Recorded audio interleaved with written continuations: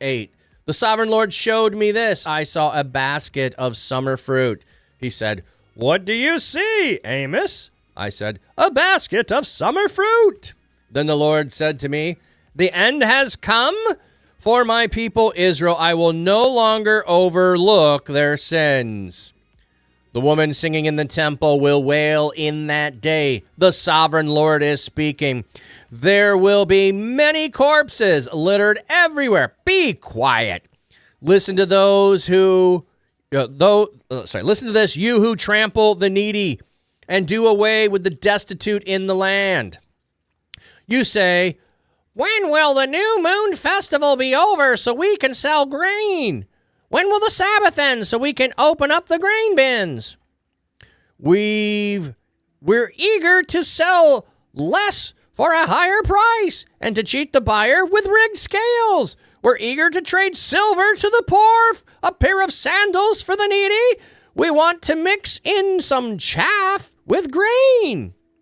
The Lord confirms his oath by the arrogance of Jacob.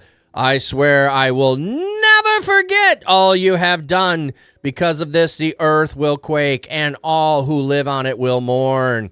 The whole earth will rise like the Nile River. It will surge upward and then grow calm like the Nile in Egypt. In that day, says the sovereign Lord, I will make the sun set at noon. I will make the earth dark in the middle of the day.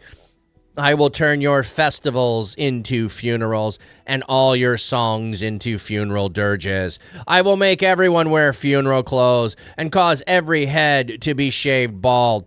I will make you mourn as if, as if you lost your only son. When it ends, it will indeed have been a bitter day. Be certain of this. The time is coming, says the sovereign Lord, when I will send a famine through the land, not a shortage of food or water, but an end to divine revelation.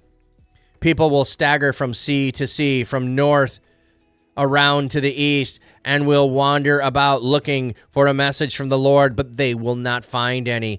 In that day, your beautiful young women and your men will faint from thirst. These are the ones who now take oaths in the name of sinful idol goddess of Samaria. They vow as surely as your God lives, O Dan, or as surely as your beloved ones live, O Beersheba. But they will fall down and not get up again. So, okay, so we have these interludes here where God showed Amos something, and God spoke on behalf of the people. And God showed Amos something, and he spoke on behalf of the people. And God showed Amos something, and it was like, this one's happening. And then he shows Amos another thing and says, this is the final thing. He shows a basket of summer fruit. Okay, let me see if we have anything on the footnote of summer fruit.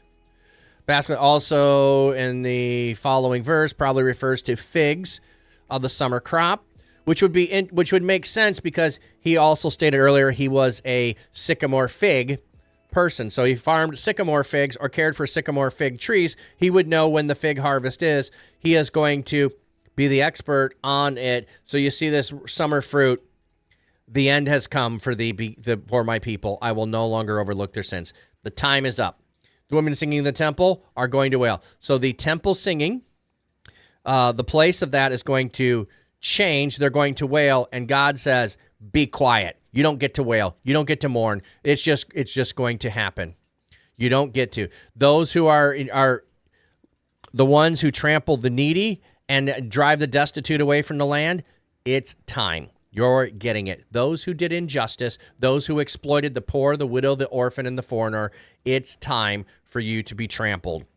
You trampled the needy, you'll get trampled. And then it goes into, how did you do this? Where did you exploit them? You didn't want the festivals because the festivals meant you couldn't have commerce. Oh, do we not live in a day where we want to have 7 days a week of everything going on and nobody have a day off because that's a day you might not make money?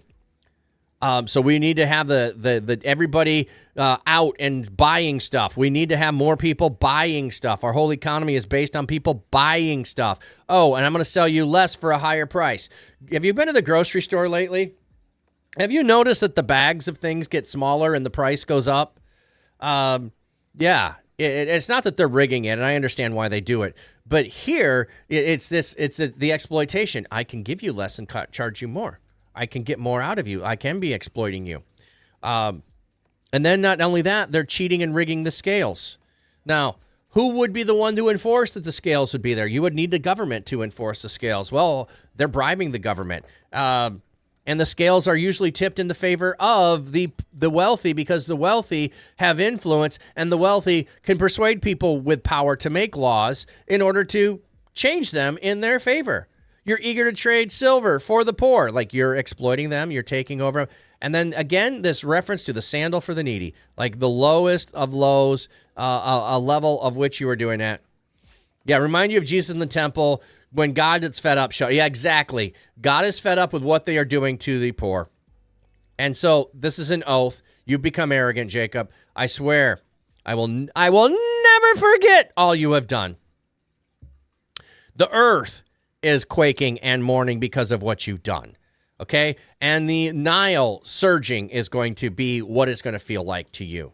It's going to be a dark day. Your festivals are going to turn to funerals, your songs to dirges, your clothing is going to change. You're going to have your head shaved bald. Let me see if they have anything on the footnote here. Shaving of the head and tearing one's hair was a ritual act of mourning, and make every head bald. This could be understood in a variety of ways. While the ritual act of mourning typically included shaving the head, although occasionally the hair could be torn out as a sign of mourning. So it could be you're being bald because of mourning. Oh, but bald is also of shame if you have your head shaved by your enemies or your beard shaved. We have that in a couple of places. It's going to be the worst thing you've ever experienced.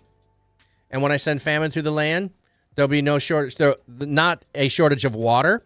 A shortage of divine revelation. You're hearing the last of it. This is the last you're going to hear. This stuff is going to start happening. You're going to inquire of your gods. You're going to inquire of me, and you're going to get nothing else. I'm leaving you with this.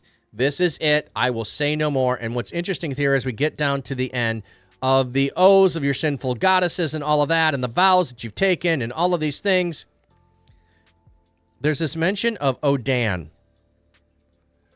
They vow as assuredly as your God lives, O Dan, and assuredly as your beloved one lives, O Beersheba. Dan is the tribe that never shows up in the New Testament. When we make a reference to the 12 tribes in the New Testament in Revelation, Dan isn't there. Dan is the tribe that fully disappears and is not mentioned of when there will be the 12 tribes. I can't remember the order of it. I'd have to go look. If it mentions Levi in the 12 tribes, and then it lists Manasseh and Ephraim, and it leaves Dan out, or if it still leaves Levi out because they're the Levites and not always listed in the 12 tribes, and it puts Joseph, Manasseh, and Ephraim. I can't remember which way it does it, but Dan gets left out. Dan is the tribe that never settles and is always moving, and here becomes exemplary of they're gone. They're going to be gone, and you're going to know it. All right, so still more